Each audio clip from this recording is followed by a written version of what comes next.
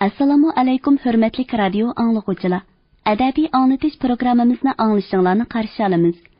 Bugungi programmamizda yozuvchi Abdurahmon Qahhorning Xinjiang xalq nashriyati tarafidan nashr qilingan Eli Dolqunlari nomli 2 qismliq tarixiy romanining 1 qismining davomini anglatamiz. Ajab bir zaman bo'ldi, olam chirgilay deydi.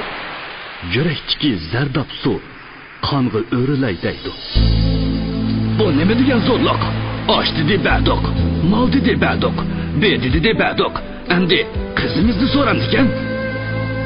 Qiyinlashlarimizning turmidagi azoblarini, beajal o'limlarini angladim-ku. Shularni ko'rib turib uyga solinib o'ltirsam qanday chidayman? Senmi qanday chidaysan, apa? Bu bizning beshimizga tushayotgan ko'pat emas. Yuzlab, minglab oilalarning beshiga tushayotgan ko'pat. Hukumat buning qaysi birini hal qilgan? Necha million muntazam armiyasi, zamonaviy qurol yarog'lari bor hukumat. Bu ishga qarab turamdi. Bir necha o'g'rining parakandichligiga kuchi yetmasmi? Bugun Harambog'ni cho'qim olamiz. Bugun shuning bilan Gomindan qo'shinlarining g'o'jiligi eng og'ir qismlari taltik tugaydi. Sizlarga qalbi yor bo'lsin. Dushmaninglar yer bilan yakson bo'lsin.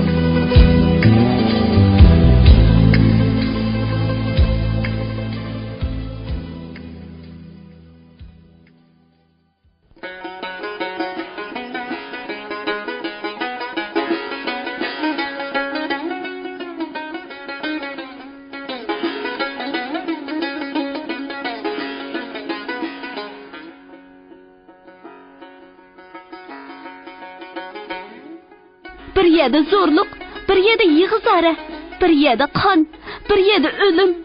Biz bularni ko'rmasga selib, quloq yopirib yuramdik. Hech bo'lmaganda hukumat oldida haqqoniy gapimizni qilish, haqqoniy maydonda turish bizning qo'limizdan kelmamdi.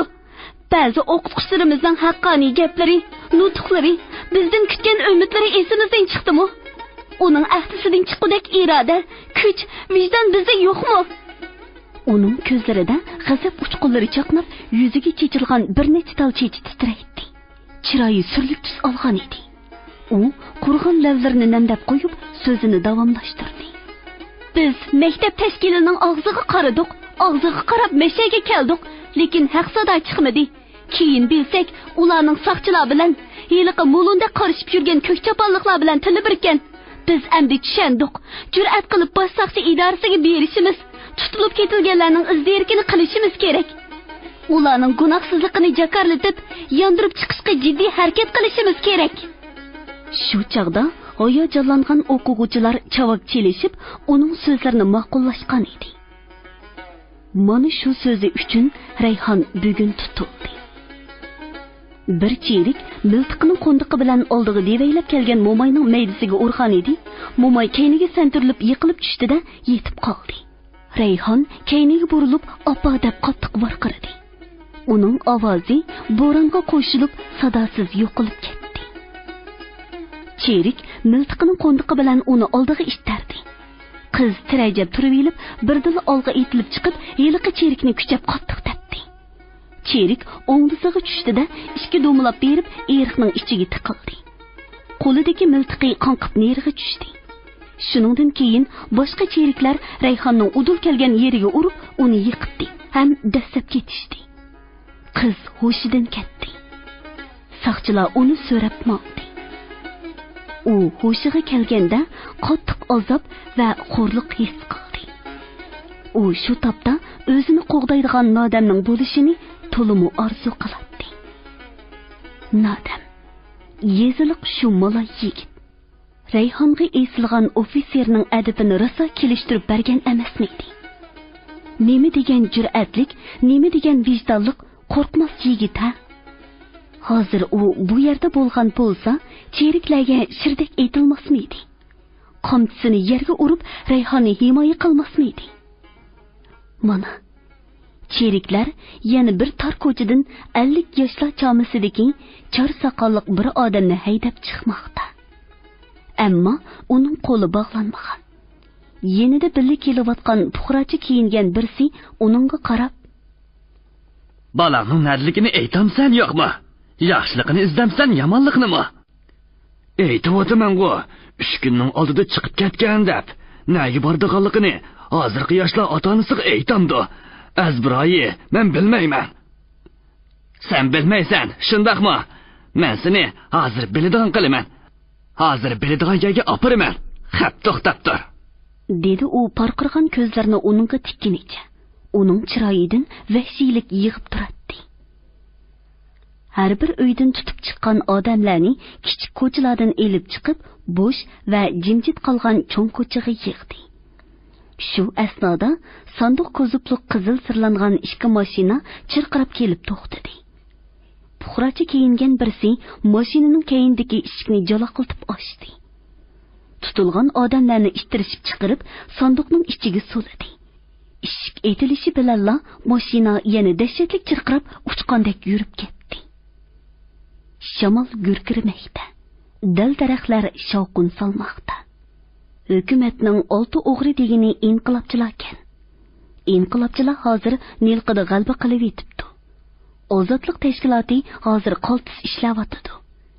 Xalqning oqdodiga yetadiganlar chiqib qoldi degan gap so'zlar eg'izdan eg'izga, quloqdan quloqqa o'tib, faqat G'ulji shahrida emas, balki Ili tavasida qattiq g'ulg'uli qo'zg'agandan keyin Gomindan hukumatı bu ishni Ili vaqasi deb atadi.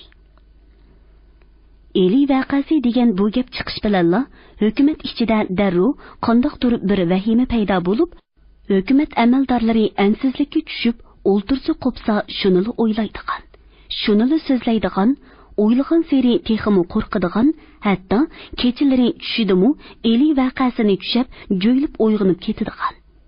Uydimu, talodimu o'zini surbesib turadigan bir holat paydo bo'lib qolgan edi. Yuqorida yuz berayotgan alomatlar munosabati bilan yaqinda o'lkilik soqchidan 6 nafar konvoyni agashtirib, Lyubendi ismli amaldor kelgan edi. U Eli vaqasini tinchitish uchun nurg'unlagan tadbirlarni qo'llandi. Bugungi munu dahshatlik tutqun ana shu tadbirlarning biri edi. Ahtamboy Mansur Shonyoning gapini to'liq anglab bo'lgandan keyin mundaq dedi. Bu ishni hukumatga vaqtida ma'lum qilish kerak. Kechiktirishga hargiz bo'lmaydi. Zodi bo'shonlik qilma. Taqsir, biroq uning yotiqida paranglashib o'tirgan odamlarning kimligini hozircha bilmadik. Agar ular kimlar deb so'rab qolsa, nima deymiz? Dedi Mansur Shonyo.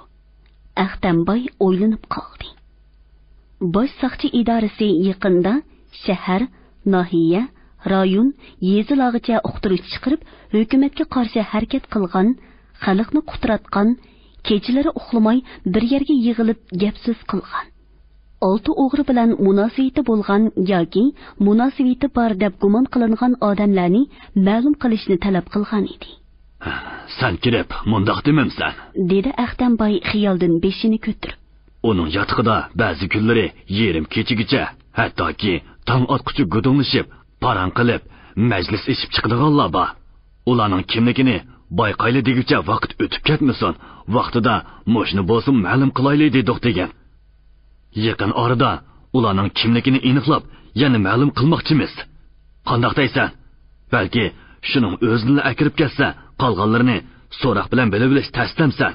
Bu yerda bo'qidek hurkirganlar uyaga kirganda mulla mushuk bo'lib, bugunkini daymo, tunugini daymo deb titrab ketadi. Sodda Shonyo. Taqsir, bu hukumatmi, uning amaldorlarimi pek hadidan eshib ketyapti. O'ylab ish qilaylik deyman-a? Biz ularni chaqqan bilan at o'gin uning so'riqi bo'lib qolarmikan? So'riqi bo'lsa, nima qo'rqsan? Sen degan avom xalq saylagan, hukumat tasdiqlagan Shonyo. Hukumatning amr farmonlarini ijro qilmasam bo'lamdi demamsan. Kim Shonyo bo'lsa-mu deydigan gap bu. Buni Nilqidagi ish, olti to'yto'yning ishi emasda qiladi. Ular shaharga besib kirsa qanday qilamiz? Hay ahmoq Shonyo, navada ular shaharga besib kirsa, sana menga tegmaydi. Ular Gomindan hukumatiga qarshi. Ularga puxra kerak.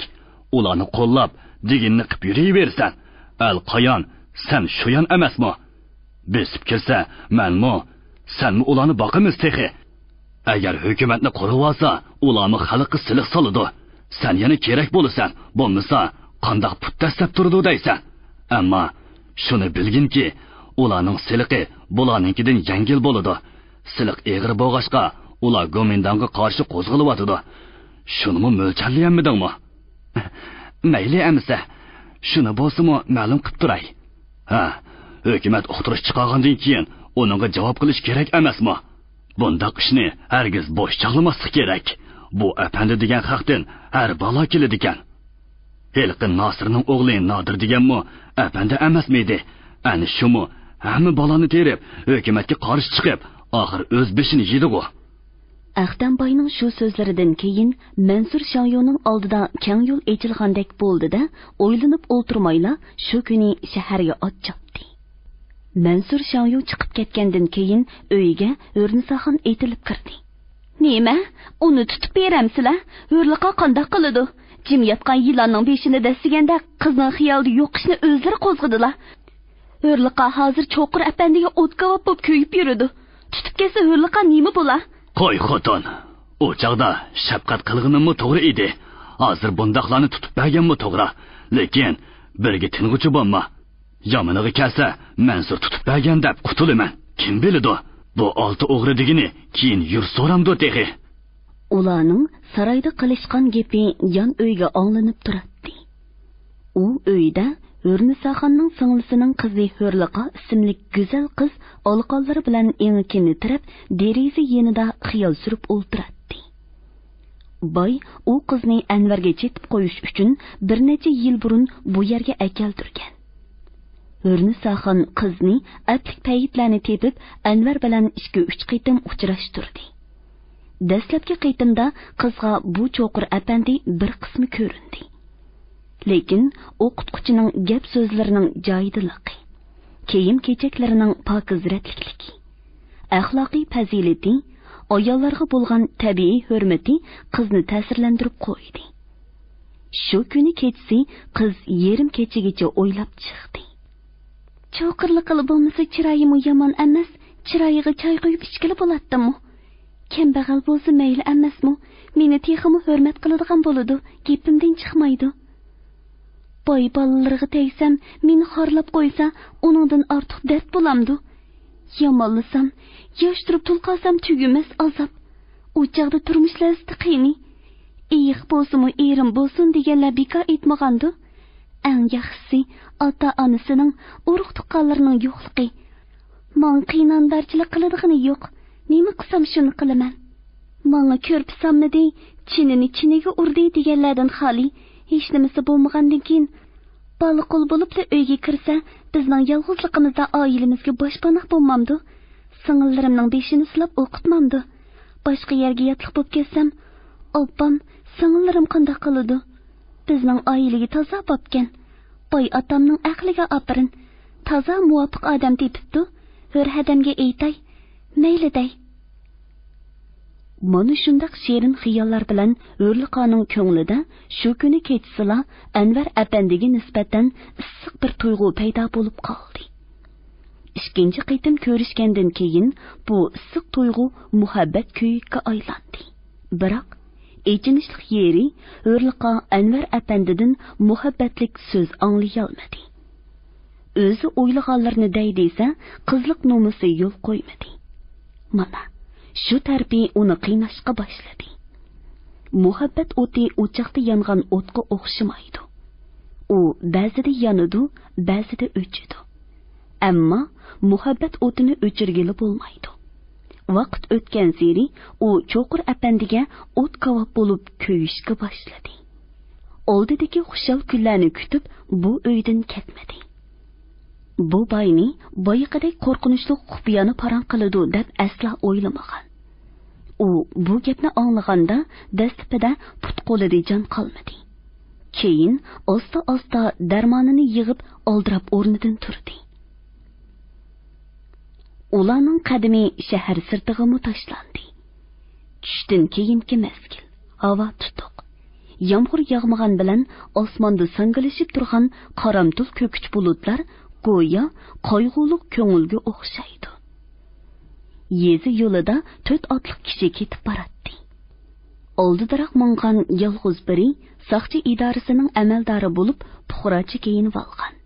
Belidagi balvoqqa esiqliq turgan tapanchisini chopinining peshi yepib olgan edi. Qolgan uchi Gomindan cheriklari bo'lib, miltiqining beg'ini qo'ltiq ostidan elib, bo'yniga esib olgan. Ular atrofga ko'z selishib, o'zaro parang qilishib boradi. Oldidagi amaldor bo'lsa, hech narsaga diqqat qilmay, vahimalik xiyollar bilan qo'rqish, ansizlik ilkida ketib boradi. Agar qarshilik qilsa, qanday qilish kerak? O'zi yolg'iz bo'lsa-mu, bir nuri miltiqlarni batlab kirish kerak. Qarshilik qilsa yoki bizga hujum qilsa, birini otamiz, ikkini otamiz. Qolganlari qarab turamdi. Bizga yepishmasmi? Ularda qurol bo'lsa-chi. Hozir xalqning payli yomon. Uning xiyollari borgan seri chekishlashdi. Agar oldimizga yezning butun dehqonlari ora gurjakni ko'tarib chiqib, yo'qol ko'zimizdan. Sallagi bozak bo'ldigan odam yo'q.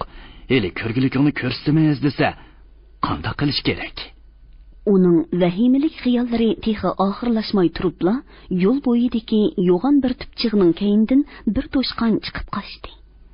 Amaldorning ostidagi ot urkib tuyuqsizla jonga tashlandi. U ot ustidan yerga mo'laq etib tushdi-da, xuddi kuchli dushmaniga ushtum tutduch kelib qolgandek, yenidan topanchisini oldirib tenab chiqarib, ko'zlarini chekchaytib, u yoq bu yoqqa qaradi va to'shqon qochgan tarafga ishtikli topancha tangladi. Hatto o'q uzishga tasli qoldi. Qolgan uchi bu kulkilik holatni ko'rib, paraqlab kulib ketdi. Biroq to'pig'i bulg'inib, bir qismi qiyofatga kelib qolgan boshliqining sovuq ta'rini ko'rishi bilan kulkilaridan chippida to'xtashdi-da, otlaridan tushib, uning kiyim-kechaklarini qiqishga boshladi. Cheriklar boshliqini urkib qortildab turgan etiga taslikda mindirib, yo'liga ravon bo'ldi. Qorong'i tushib ketgan mezgilda ular Mansur Shonyu bilan billa Ahtamboyning yo'g'on darvozasidan kirib keldi. Anvar apandi, Nodam, Qoyid, Kevir va Jamoliddinlar oxirgi uchrashishdan tarqalganda tun yerim bo'lgan edi. U yotqiga kirib amdili yetishiga biri derisini chekdi. Bu burunqi chekishlarga o'xshamaydi. Anvar o'ylanib derizi yeniga keldi. Kim? Bu men, Hurliqa, dedi qiz titragan ovoz bilan. Qiching, tez qiching, sizlarni tutqili shahardan cheriklar chiqdi. Qizning so'zlari uzuk-uzuk chiqmoqda edi. Anvar bundaq tutqun bo'lishni helili paras qilgan, lekin bundaq tez bo'lishini o'ylamagan edi. Jiddiy paytda o'ziga xabar yetkazgan Munubayning qiziga yuragida hurmat va yana tushunib bo'lmaydigan yaqinlik tuyg'u paydo bo'ldi-da, u derizini ochdi. Qiz o'zini qochirmadi, balki o'pkidab yig'lavatdi. Men sizni. Qizning o'pkisi o'rilib, aytmoqchi bo'lgan so'zini aytolmadi. Biroq vujudidagi ishq muhabbating ikki ko'zidan tomchi bo'lib, to'xtamay to'kilayotdi. Anvarju, u Hurliqaning uzundan beri o'ziga ko'yib pishib yurganligini yaxshi biladi. Lekin o'zi bu haqda o'ylashib boqmagan. Hozirgi paytda hayotiga munosabatli bo'lgan jiddiy paytda muhabbat kuchi bilan bu yerga yugurib hosirab yetib kelgan bu qizga yuragida yaqinlik tuyg'u paydo bo'lgan Anvar bir nima deyishi kerak edi. Qizning aytolmagan so'zini aytishi kerak edi. Ammo hozir undaq payt emas. Uningga ulgurgili bo'lmaydi-da. Anvar paytning jiddiyligidan afsuslandi. Tez qiching Anvar apandi. Aman bo'ling. Rahmat sizga. Men sizning bu yaxshiligingizni, menga qilgan yordamingizni, bizning ulug' ishlarimizga yordam qilgan deb bilaman. Sizni hargiz unutmayman. Aman bo'ling Hurliqa. Rahmat sizga. Qiz Anvarning qo'liga bir nimani tutqizdi-da, kayniga burildi. Mana endi u uning omon qilishiga ishonch qilib, xushal holda qorong'u kechida g'oyib bo'lib ketdi. Anvar qizning tutqizg'ini cho'risiga gul ishlagan chiroyli qo'lyog'liq ishganligini bilib, tortib turib qoldi. Ammo hozir muhabbatlik tuyg'ularga cho'milib o'ylanib turadigan chaq emas, qochadigan chaq. Tez qochadigan chaq. Satdoshlarini birga elib qochadigan chaq. U tez qochish uchun jiddiy tayyorlandi. Oradan bir soatdek o'tib ketdi. Mansur Shangyuning yo'l boshlashi bilan cheriklar miltiqlarini batlashib, qadamlarini ehtiyot bilan besib, Anvarning yotiqi oldiga keldida bir-biriga qarab turib qolishdi. Yotoq qorong'u edi. Eshikning halqasida qulf yo'q. Demak, u bor. Uxlab qolgan bo'lishi mumkin, toza naq ustiga tushganga o'xshaymiz deb o'ylashdi ular. Puxrochi kiyingan boshliqning ishorasi orqali bir cherik eshikni tortdi, lekin eshik ochilmadi. Ishni och, hey, ishni och. Qorong'u yotoqdan hech javob chiqmadi. Oxir ular eshikni qattiq urishga boshladi. Hoy Anvar, ishni och. Ular eshikni murididi. Miltiqining qo'ndiqi bilan qattiq urishga boshladi. Taraf-tarafdan ishlar hovishib ketdi. Kishilar uylardan chiqib, maktab tarafga ansizlik bilan quloq soldi. Ishchidan dam selingan eshik qaraslab o'rildi. Qorong'u uy jimjit bo'lib, nihoyatda surli ko'rinadi. Uyga kirishga hech kim jur'at qila olmadi. Puxrochi kiyingan boshliqning buyrug'i bilan oxiri 3 cherik miltiqlarini tanglashib mukchaygan holda birining keyindan biri uyga kirdi. Shuningdan keyin qolganlarimi kirdi. Bulung-bulungdan o'q chiqib ketadigandek yoki kimlardir bularning ustiga tashlandigandek bir surlik holat hukm surmoqda edi. Puxrochi kiyingan heliqi boshliq yenini oqtirib sarangisini taslikda tepib, derazadagi qora chiroqni yoqqan edi. Uy ichi sus yurdi. Hammasi u yoq bu yoqqa qarashdi. Uyda odam ko'rinmaydi. Faqat Anvar apandining o'rin ko'rpillarila ratlik tizib qo'yilgan edi. Anvar ketibdi, dedi Mansur Shangyu ko'zlarining oq paxtasini chiqirib. Hammasi hong-tong bo'lishib, bir-biriga qarashib turib qoldi. Puxrochi kiyingan boshliq hayron bo'lib, "Uningga kim xabar qildi? U bizning kelganligimizni qandoq bilib qolgandi?" dedi. Uning inchki qora buruti titrayotdi. 14-bob. Yig'in daryo yoqasidagi qo'yuq tog' terigi orasida chimliqda o'tkazilyotdi. Har bir partizan atirtining mas'ullari qatnashgan bu yig'inda Nizomiddin so'zlamoqda. U daryo levidagi g'olliq tog' terigiga yo'linib o'ltirib, partizanlarning harakatlanish yo'llarini ko'rsatmoqda edi. Biz Gomindan mustabid hokimiyatiga qarshi urush qilyapmiz. Qisqa vaqt ichida bir necha yuz kishilik qo'shinga aylandik. Endi Nelqi noyisini ozod qilishga kuchimiz yetadi. Nelqini tez ozod qilib, G'ulji shahriga yurish qilamiz. U yerdagi azob chekayotgan jon jigarlarimiz bizning yo'limizga qarab taqazza bo'lmoqda. Shuning uchun bizning yukimiz og'ir, safarimiz uzun, ammo ishonchimiz zo'r. Bu yo'lda qurbon bo'lish biz uchun sharaflik. Qon to'kmay, aziz jondan kechmay bizga ozodlik yo'q. Atraf boshliqlari qilin qog'ozlarga qo'pol qilib o'ralgan tomokalardan purqirtib quyuq is chiqarib, uning so'zlarini butun vujudi bilan berilib anglamoqda edi. U yer bu yerda qolaymaqon holda o'tirgan bu odamlarning ba'zilari 50 yoshdan oshgan, ba'zilari texi andala 18 yoshga to'lgan. Gomindan hokimiyatiga qarshi yongan qahr-g'azab ularni mushu sapga uyushtirgan. Qaysi birlari qeri ota-onasining rayiga boqmay, qaysi birlari yolg'iz o'g'illigiga qaramay va qaysi birlari 5-6 dan bolalarni tashlab bu yerga to'plangan odamlar. Ular aziz jinini olqiniga elib qo'ygan fidoilar. Nizomiddinning so'zlari ularning ko'ngil orzulari edi. Shunga ular Nizomiddinni boshlang'itib qo'llashatdi. Nizomiddin o'tgangi urushlardan bir qur xulosa chiqarib kelib, mundaq dedi. Biz partizanlarmiz. Partizanlarning vazifasi bir yerda oz vaqt turish, qisqa dam olish ham ozuqlanish. Harakat partizanlar uchun eng yaxshi usul. Qani Anvar, sen so'zligina. Ulastayda bo'lgan birinchi qitimliq jangda biz nimishqa g'alaba qilolmay qoldik. Boshqa atraf boshliqlari Anvarga qarashdi. U sal o'ylanib elib, jiddiy qiyofatda mundaq dedi. Bizdan ikki xatolik o'tdi. Birisi, harakatimiz tez bo'lmadi. Bir joyda uzoq vaqt tirkishib turib, jang qildik. Shunga dushman bizning yushiringan o'rinlarimizni bilib qoldi. Yana birisi, intizomchiligimiz yetarli bo'lmadi. Shunga qalaymiqanchilik yuz berdi. Nishonliq o'q atanmadik. Intayin to'g'ri. Anvarning yakuni intayin to'g'ri. Dedi Nizomiddin va o'rnidan turib ketdi. U Anvarning Ulostoyda bo'lgan birinchi qitimliq urushdan chiqargan yakuniga qoyil bo'lgan edi. Nilqi tog'lariga yig'ilgan partizanlar bir necha cho'ng atratlarga bo'linib, bir necha o'rinda urush qilmoqda edi.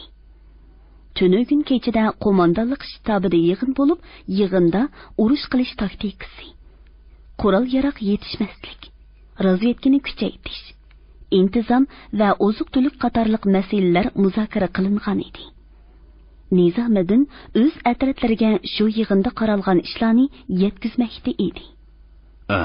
Bizning bir necha qitimliq urushlardan keyin xulosamiz mundoq, dedi bastadan polvonlik chiqib turadigan gavdalik bir o'tir atrat komandiri so'z elib.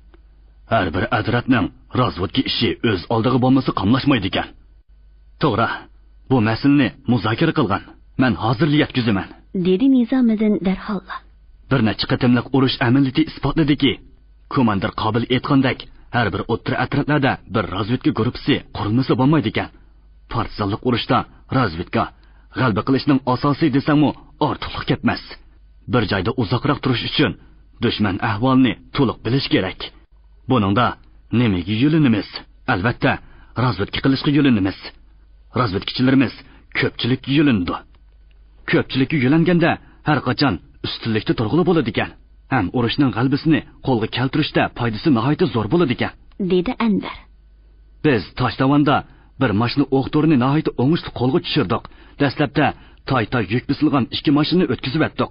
Keyin shu yerdagi malchilar bundaq mashinalarda har qachon qurol yaroq o'q-to'ri bo'lganligini bizga aytib berdi. 3-mashinani qo'lga tushirib qarasak, rost degandeklar yukning osti butunlay o'q-to'r ekan. Albatta shundoq. Urush qilishda ko'pchilik yo'lanmay bo'lmaydi. Biz qanday qilib putrab turyapmiz? Albatta, xalq bizni qo'llag'achqa, dedi Nizomiddin. Yig'in 2 soat davom qildi. Nizomiddin o'z so'zlarida partizan atrat komandirlarining o'tirg'i qo'ygan nurg'un gunga ishlarini yo'ritdi. Boshqalarni so'zladi. U tunugin kechida bo'lib o'tgan yig'inning qarorlarini to'liq yetkazib bo'ldi. Hammasi o'rinlaridan turdi. Nizomiddin kapsiga kirib ketmay, qo'lini kayniga tutib, yenik qadam tashlab, u yoqdan bu yoqqa mengishga boshladi. Va qandoqdir umidlik o'y-xiyollardan hayajonlanib, qomatli tog'larning uchma cho'qqilariga qaradi. Kunning oxirgi nurlari hayvatli tog'larning tik cho'qqilarida, dal daraxtlarning uchlarida tavlanmoqda edi. Daryo yoqisidagi bu qo'yuq to'qayliqdan naqshi sadosi yangradi. Ajdodlarim sening naqshang yo'riq yulduz bo'lib yondi. Maqsadimni janglarda o'g'ling yelkaga oldi. Nima degan yolqinlik, nima degan jarangliq naqshilar bu, ha? Toshdan toshga urilib, yiroq-yiroqlarda aks sadolari jaranglab, tiniq osmonda xuddi qirin burkutdek parvoz qilayotgan bu naqshilar zamon-zamonlardan tartib ota bovularning yolqinjab turgan orzularini aks ettirib turmamdi. Asrlardan beri mushu qaynoq naqshining ishqida yonmagan, yuragi pora bo'lmagan qaysi dardman bor ishkin. Piyg'onliq alamlarni ko'ksiga sig'dira olmay, aziz jonlarni qurbon qilganlar ozmi? Tog' yurak jangchilar qo'llariga xanjar elib, oshu xunuk olamning bag'riga tig' urganda, mushu naqshlarni yangratgan emasmidi, ha? Bu naqshlar botir naqshlar. Botir odamlarga aytalaydigan naqshlar. Tanglikni, ozodlikni chaqildigan tashnalik bilan kutgan ajdodlarimizdan. Qo'llariga tayoq to'qmoq elib, zulm bilan elishgan mardona o'g'lonlarimizdan bizga miros bo'lib qolgan jangovar naqshlar bu. Qo'yuq to'qayliqdan chiqqan oqish tutun havoga ko'tarilmoqda. Toshdan toshga urilib eqiyotgan qosh daryosi bir xil ovozda shovqillaydi. O'rmonlardan, go'yo yiroqlardan kelayotgan qiyoqas cho'qonlardek sado gurkirab anglanadi. Tiniq osmon ajoyib go'zal. Nizomiddinning ko'zi yiroqdagi egiz, yo'g'on bir tüp daraxtning midirlayotgan shoxlariga tushdi. U shu yoqqa zan qo'yib qaradi. U daraxtning ushshaq shoxlarini midirlatib, qorovullikqa yengdan olmishib chiqqan nodamni ko'rdi. Uning uchisida paxtaliq tujurka, beshida teri quloqchi bo'lib, bo'yniga dushmandan o'lja elingan avtomat ham durbun esilgan edi. Bu yerdagi jangovar ko'ngillik hayot uning tavini kundan kunga o'stirib bormoqda edi. Yezining tunugunki oddiy yetim bolasi bugun ustiga cho'ng vazifalarni elib, daraxt ostida yuzlagan sabdoshlarining hayotiga munosabatli bo'lgan ish bilan ko'zlarini burkut ko'zidek yiroqlarga tikib turmoqda. Bir talmo o'q ovozini anglamagan odam mana endi urush sharoitlariga shundoq ko'nib ketgan. Qonliq kurashga, dushman bilan elishishga o'ginib qolgan. U hozir vijildab uchayotgan o'qlar, portlayotgan bombalarga pisandmi qilmaydi. Uningga bu hayot qo'y qolalar bilan hapilishishdan ko'ngillik va ma'nilik. U odam izi kam tushadigan bu qo'yuq to'qayliqqa o'z xalqini ozod qilish uchun kelib safga qo'shilgan. Shuning uchun u mo'rti kelsa o'limga o'xshashla pisand qilmaydi. Uning ko'zi tövanga, daryoning orollarga bo'lingan kechiklariga tushdi. 3 partizan kechikka otlarni soldi. Oldidagisining beshi tengilgan edi. Keyindagi ikkisi uni muhofazat qilayotgandek yondab yaqindab mang'atdi. Uchilisining bo'ynida avtomat, beliga bombalar esilgan. Ularning chiroylaridan harg'illik, ochliq belgilari chiqib turadi. Chunki bular vazifa o'tab qaytganlar edi. Nodam kechikdan ko'zini elib so'l yonga, egizga qaradi. Tog'dan to'qayliqqa tushayotgan ishga otliq ko'rindi. Oldidagi keng yelkilik o'tkir ko'zlik partizan eg'ir yarador bo'lgan ho'siz partizanni oldiga elib quchoqlab tutib olgan. Yaradorning etini yetilib olgan edi. Daryoning yeyilib yotgan yoqlarida bir necha kundan beri partizanlar yoshirinib turmoqda edi. Har xil kiyimlik, har millatdan tashkil qilingan va eqillar qo'shilishidan paydo bo'lgan daryodek kundan kunga ulg'ayotgan partizanlarning qalbi umid bilan yalqinlab, ko'zlaridan kurash uchqunlari chaqnaydi. Ularning ruhi ko'tarangu va tetik, xushxuy edi. Ana, ularning ba'zilari qarg'a etish mashqi, dushmanga ishtik urush mashqi, yer beg'irlab yurish mashqi, otlarni yotqizish mashqi, granat etish mashqi o'tkazmoqda. Ba'zilari kichik gulxonlar yiqib, choy yoki kola go'shti selingan chelaklarni po'riqlatib qaynatmoqda. Ba'zilari bo'lsa gulxonlarni cho'ridab o'ltirib yoki yonpashlab yetib, o'zlarining kechirmishlarini so'zlamoqda edi. Tog'ning kuz havosi sovuq, kech kirgan seri atrofni nam havo qoplamoqda edi. Charaslab yeniyotgan o't cho'ridab o'ltirganlarga qizg'uch sho'la yepib, ularning yuzlarini nurlantiradi. Dadam o'lib ketgandan keyin, dedi Arash ismli mo'ng'ul yigit hikoyasini davomlashtirib. Uyda opam, men, singlim uchimiz qoldik. Kun o'tkazish texmi qiyinlashdi. Dadamning qarzi uchun O'kar ambalning molchiligiga tutildim. Üstü beşimiz jul kiyim. Yaydig'inimiz xor bursuk edi. Tapqinimizni ambalning olqiniga to'kib, hech narsaning hovliqini ko'rmaydik. Kunimiz bo'zak bo'lish bilan o'tmoqda edi. Singlim 16 yoshlarga kirib qolgan edi. Bahor kunlarining birida O'kar ambalning uyiga chiqqan. Ovchilikni yaxshi ko'rdigan harbiy amaldorning ko'zi uningga tushibdi. Asli bizning odatimizda cho'ng yoshli kishilarning kichik yoshli qizlarni elishiga yo'l qo'yilmaydi. Bir kuni harbiy amaldor uyimizga kishi kirgizib, suyinni menga bersin debdi. Uyimizga elchi emas, xuddi bir baloy ofat kelgandek bo'lib ketdik. Opam uning bu talabini qat'iy rad qildi. Harbiy amaldor chiroyliqchi bersin, bo'lmasa ko'rgiligini ko'rsataman deb temir tirniqini bizga patrushqa o'tdi. Opam bilan Soyinning ko'z yoshi qurimidi. Ko'z yoshiga zo'rlamoqdan boshqa nima chora bor? Bizning holimizni kim anglaydi? Kimga berib arz qilamiz?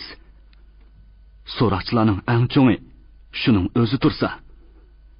Bechora singlim bir necha kungacha hech narsa yeyolmadi. Kechalari uxlay olmaydi.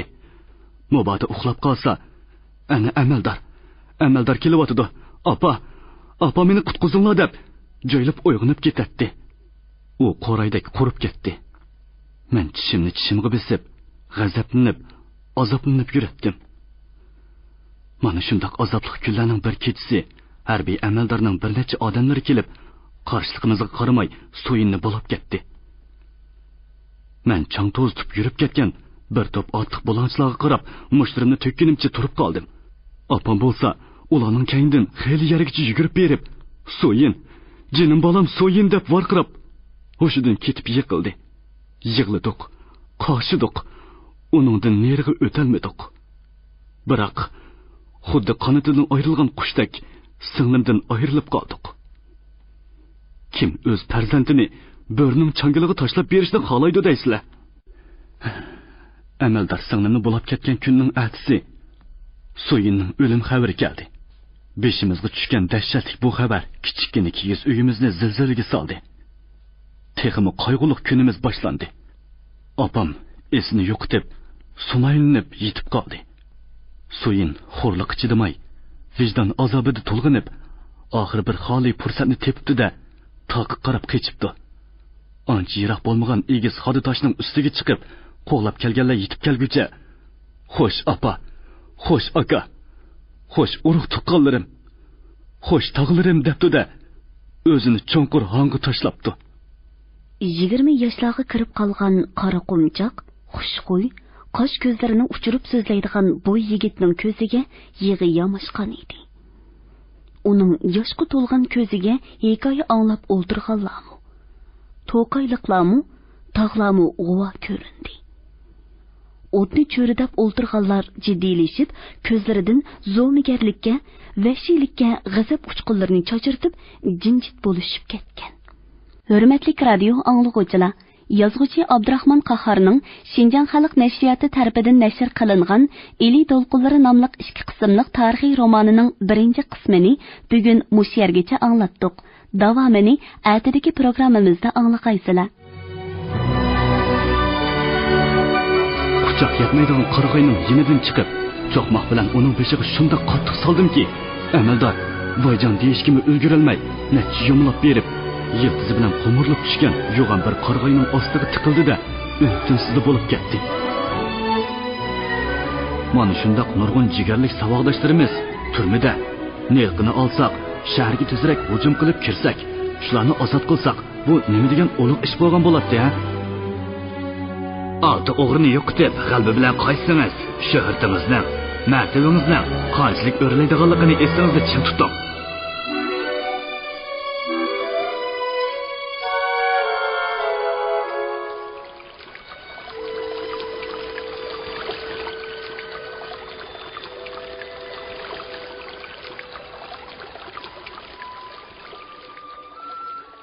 Bugungi programmamizning diktorlari Mahira Abdurashid, Shuhrat Abdurahmon, ovoz texniklar Po'lat Tursun, Tahir Yasin, mas'ul muharrir Ilhom Mahmud, Abdurasul Abdurahim, bosh nazoratchi Gulbahor G'upur.